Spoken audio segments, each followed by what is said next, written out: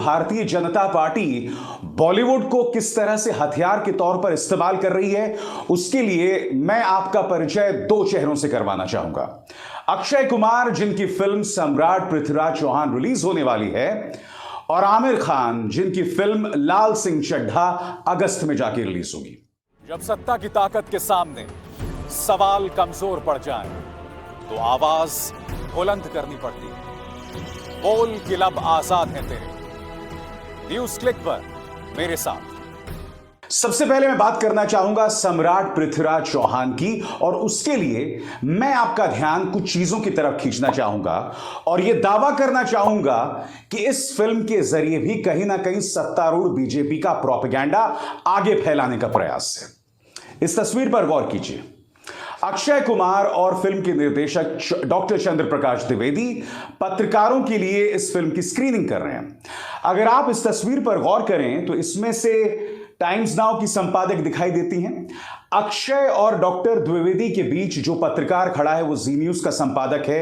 ये तिहाड़ जेल जाकर पत्रकारिता का नाम रोशन कर चुका है। और सबसे इस तरफ आप देख रहे हैं न्यूज 18 का एक पत्रकार, यानी कि अक्षय कुमार पत्रकारों के लिए भी स्क्रीनिंग करते हैं, तो उन पत्रकारों के लिए जो भाजपा के प्रोपेगेंडा को आगे फैलाते हैं, जिन्हें हम गोदी पत्रकार कहते हैं, जो अपने प्राइम टाइम में जहरीले हिंदू और मुसलमानों को बांटने की शोज करते हैं और इसके अलावा कुछ नहीं।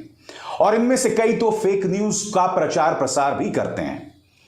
अब अमित शाह के लिए अक्षय कुमार ने इसकी खास स्क्रीनिंग करवाई। उत्तर प्रदेश के मुख्यमंत्री योगी आदित्यनाथ के लिए भी इसकी स्क्रीनिंग करवाई जा रही है। यानी कि सम्राट पृथ्वीराज चौहान, खास तौर से चाहे गृह मंत्री हो, उत्तर प्रदेश के मुख्यमंत्री हो, या इस सत्तारूढ़ भारतीय जनता पार्टी के पालतू गुल्लू कालू मीडिया हो, उनके लिए करवाया जा रहा है। मैं आपसे एक सवाल पूछना चाहता हूं। मैंने तो काफी ढूंढा, इस वक्त जब मैं कार्यक्रम रिकॉर्ड कर रहा हूं, अक्षय कुमार ने किसी भी विपक्ष के मुख्यमंत्री के लिए कोई प्राइवेट स्क्रीनिंग नहीं करवाई। वो मुंबई से आते हैं ना। सीधा सा सवाल, क्या उन्होंने महाराष्ट्र के मुख्यमंत्री उद्धव ठाकरे के लिए कोई स्क्रीनिंग करवाई, प्राइवेट स्क्रीनिंग कराई? क्योंकि देखिए, मुंबई तो उनकी कर्मस्थली है ना, बॉलीवुड उनकी कर्मस्थली है। तो मैं समझना चाहता हूं कि उद्धव ठाकरे के लिए उन्होंने विशेष स्क्रीनिंग क्यों नहीं करवाई। चलिए, उद्धव ठाकरे छोड़िए, पृथ्वीराज चौहान तो दिल्ली के महाराज थे ना। क्या दिल्ली के मुख्यमंत्री को अक्षय कुमार ने प्राइवेट स्क्रीनिंग के लिए आमंत्रित किया? या फिर चूंकि हम राजपूतों की बात कर रहे हैं, बड़ा प्रश्न, क्या राजस्थान के मुख्यमंत्री अशोक गहलोत को प्राइवेट स्क्रीनिंग के लिए अब तक आमंत्रित किया गया है? जवाब आपको भी पता है। इन तमाम चीजों से क्या पता चल रहा है, इस पर आप गौर कीजिए। और बात वहां नहीं रुकती। एएनआई को दिए गए इंटरव्यू में उन्होंने एक दावा किया। उन्होंने क्या दावा किया?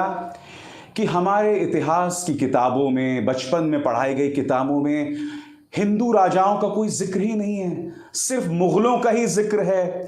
पृथ्वीराज चौहान के बारे में तो एक या दो पंक्तियां हैं। मैं नहीं भूला हूं हिंदुस्तान टाइम्स का उनका वो इंटरव्यू, जिसमें उन्होंने कहा था कि मेरी पढ़ाई लिखाई में कोई दिलचस्पी नहीं थी और मेरी मां को मेरी ये बात पसंद नहीं आती थी। काश अक्षय, आपने अपनी मां की बात सुनी होती। सबसे पहले, यह है एनसीईआरटी की किताब, आप देख सकते हैं 7वीं कक्षा में पूरा जिक्र है पृथ्वीराज चौहान और उनकी पत्नी की प्रेम कहानी और उनकी पूरी गाथा के बारे में। एक और बात, ये हैं पंडित नेहरू। आपको याद है इन्होंने किताब लिखी थी डिस्कवरी ऑफ इंडिया, क्योंकि भारतीय जनता पार्टी अमूमन नेहरू को पानी पी पी कर गाली देती है। मगर आप अगर डिस्कवरी ऑफ इंडिया पढ़ें, और आपको याद होगा श्याम बेनेगल ने उस पर एक सीरियल भी बनाया था दूरदर्शन के लिए 90 के दशक में। डिस्कवरी ऑफ इंडिया में शिवाजी के बारे में, महाराणा प्रताप के बारे में, गुप्त साम्राज्य के बारे में, चोल साम्राज्य के बारे में, यानी कि महाभारत रामायण तमाम चीजों का जिक्र था। वो नेहरू जिन्हें ये वामपंथी, समाजवादी और न जाने किन किन शब्दों से नवाजते हैं। और यही नहीं, अब मैं आपके सामने कुछ तथ्य रखना चाहता हूं जो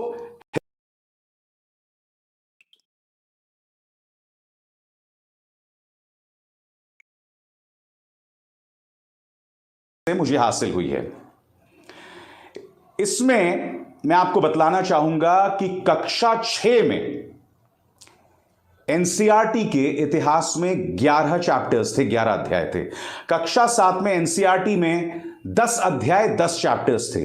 कक्षा 8 में इतिहास में एनसीईआरटी के 12 चैप्टर्स थे और इन 33 चैप्टर्स में मुगलों के सिर्फ 2 चैप्टर्स थे, वो भी 7वीं कक्षा में, चैप्टर नंबर 3 और चैप्टर नंबर 4। तो मैं समझना चाहता हूं अक्षय कुमार पृथ्वीराज चौहान को लेकर झूठ क्यों बोल रहे हैं। वो इसलिए बोल रहे हैं क्योंकि ये उसी बीजेपी के प्रोपेगेंडा को आगे बढ़ाना चाहते हैं, जिसके जरिए ये बतलाना चाहते हैं कि देखिए कांग्रेस ने और 2014 से पहले हिंदुओं के साथ बहुत अत्याचार हुआ था। मैं आपसे एक सवाल पूछना चाहता हूं, आप खुद महाराणा प्रताप के बारे में कहां से जानते हैं? शिवाजी के बारे में कहां से जानते हैं? चंद्रगुप्त चाणक्य के बारे में कहां पढ़ा है आपने? क्या पड़ोस की दाई आई थी आपको उनके बारे में बढ़ाने के लिए, या आपने वो तमाम चीजें अपने इतिहास की किताबों में पढ़ी? इन लोगों का दावा है कि जो आक्रमणकारी थे उनको बढ़ा चढ़ा के पेश किया गया है। मैं आपसे पूछना चाहता हूं, तमाम मुगल राजाओं में किन मुगल राजाओं को हीरो के तौर पर देखा जाता है?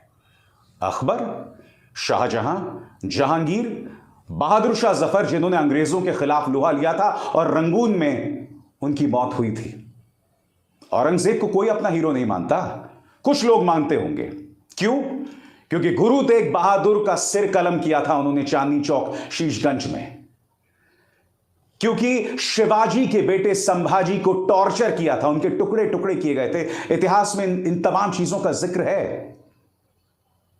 तो मैं कहने का क्या प्रयास कर रहा हूं, वैसे भी औरंगजेब से आप इत्तेफाक रखें ना रखें, मगर ये लोग हमलावर नहीं थे, ये लोग यहीं बस गए थे। अकबर यहीं बस गए थे, शाहजहां यहां बस गए थे, जहांगीर यहां बस गए थे, और ये तमाम लोग मिलकर भारतीय संस्कृति बनाते हैं।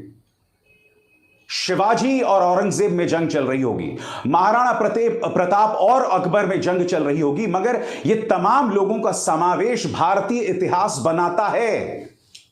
और इन तमाम चीजों को झूठा साबित करना चाहते हैं ये लोग, ये प्रचार तंत्र। इस कार्यक्रम का मकसद है यह बताना कि बॉलीवुड को किस तरह से हथियार बनाकर पेश किया जा रहा है। निशाने पर आमिर खान की आने वाली फिल्म है लाल सिंह चड्ढा। क्यों? क्योंकि इसमें आमिर खान है जिन्हें प्रधानमंत्री मोदी नफरत करते हैं। क्यों? क्योंकि जब वो मुख्यमंत्री हुआ करते थे तो गुजरात दंगों में उनके किरदार पर आमिर खान ने सवाल उठाए थे। नर्मदा आंदोलन में उन्होंने मेधा पाटकर का साथ दिया था। यही वजह है कि उनकी फिल्म फना को गुजरात में नहीं रिलीज होने दिया गया। इस फिल्म के अंदर करीना कपूर खान है, जिनकी शादी सैफ अली खान से हुई, जिनके बेटे का नाम तैमूर था। अब जाहिर सी बात है इस फिल्म को लेकर आपत्ति होगी। शाहरुख की फिल्म आ रही है पठान, इसके बारे में भी अभी से एक हवा फैलाई जा रही है, इसे बॉयकॉट करना है, बॉयकॉट करना है। यानी कि निशाने पर दोनों खान हैं, उन पर निशाना साधा जा रहा है। और आमिर खान तो चलिए छोड़िए, शाहरुख को तो इस तरह से निशाना साधा गया कि उनके बेकसूर बेटे पर निशाना साधा, जिससे पहले अदालत और अब नारकोटिक्स कंट्रोल ब्यूरो, जिसने उनके बेटे को टॉर्चर किया था, उन्होंने खुद ने शाहरुख के बेटे को क्लीन चिट दे दी। निर्देशकों के जरिए अपनी प्रोपेगेंडा को आगे फैलाना। कश्मीर फाइल्स इस फिल्म के अंदर अर्ध सत्य पेश किया गया। क्यों? क्योंकि इस फिल्म के अंदर निर्देशक ने यह बताया कि कश्मीरी पंडितों पर अत्याचार हुआ, जो कि हुआ है, उन्हें पलायन करना पड़ा, जो कि हुआ है। मगर क्या इस फिल्म के निर्देशक ने यह बतलाने का प्रयास किया कि आतंकवादियों के हाथ मुसलमान भी मारे गए? क्या इन्होंने यह बतलाने का प्रयास किया कि 90 के दशक में जब कश्मीरी पंडितों का पलायन हो रहा था, तब भाजपा का एक भी नेता उनसे मिलने नहीं गया, उल्टा उन्होंने रामरथ यात्रा निकाल दी? क्या इन्होंने बतलाने का प्रयास किया कि पिछले 7 सालों से, जब से मोदी जी प्रधानमंत्री हैं, वो एक बार भी किसी भी कश्मीरी पंडित रिहायशी शिविर में कश्मीरी पंडितों से मिलने नहीं गए? और आप जानते हैं कल एक और कश्मीरी पंडित की हत्या कर दी गई। कुछ दिनों पहले राहुल भट्ट की गई थी, अब एक बार फिर कश्मीरी पंडितों की हत्या चली आ रही है। वो लोग सड़क पर उतरकर प्रदर्शन कर रहे हैं, मगर इनकी व्यथा को कोई मेन स्ट्रीम मीडिया आपको नहीं दिखा रहा है। कोई विवेक अग्निहोत्री, कोई अनुपम खेर इस मुद्दे को लेकर भाजपा को कटघरे में नहीं खड़ा कर रही है। जब वो कश्मीरी पंडित हाल ही के दिनों में सड़क पर थे तो उन पर लाठियां चलाई गई। वो तस्वीरें याद है कि नहीं आपको? देखिए, मैं आपको सिर्फ यह बतलाने का प्रयास कर रहा हूं कि ये तमाम फिल्म्स सिर्फ और सिर्फ भाजपा का प्रोपेगेंडा है और भाजपा बॉलीवुड को हथियार बना रहा है, जहां बॉलीवुड के अंदर भी वो उन लोगों को टारगेट कर रहा है जिसे वो पसंद नहीं करता। मैं आपको एक और शख्स से मिलवाना चाहूंगा। इनका नाम है विपुल अमृतलाल शाह। आप जानते हैं ये एक फिल्म बनाने वाले हैं आईएसआईएस पर, आतंकवादी संगठन आईएसआईएस पर, मगर उसकी पृष्ठभूमि है केरल। इसमें ये महाशय ये बतलाना चाह रहे हैं कि किस तरह से केरल की हिंदू महिलाओं को आईएसआईएस के आतंकवादी यातना देते हैं, अपना सेक्स स्लेव बनाते हैं और उन पर जो तमाम यातनाएं की जाती हैं। हिंदू महिलाएं, यह है फिल्म का थीम। एक तीर से दो निशाने।